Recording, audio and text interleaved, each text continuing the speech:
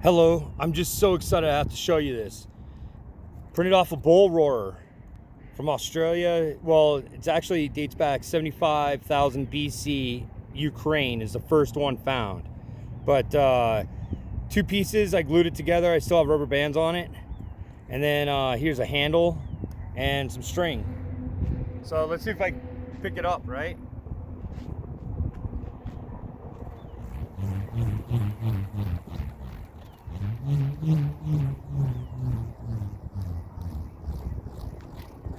Here we go.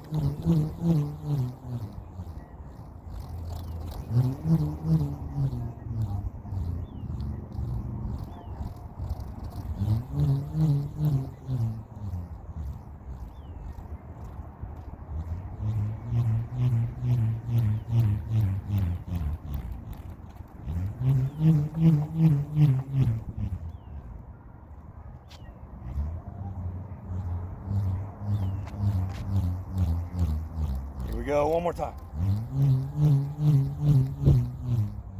I wonder if it picked it up. Oh man, is that a workout.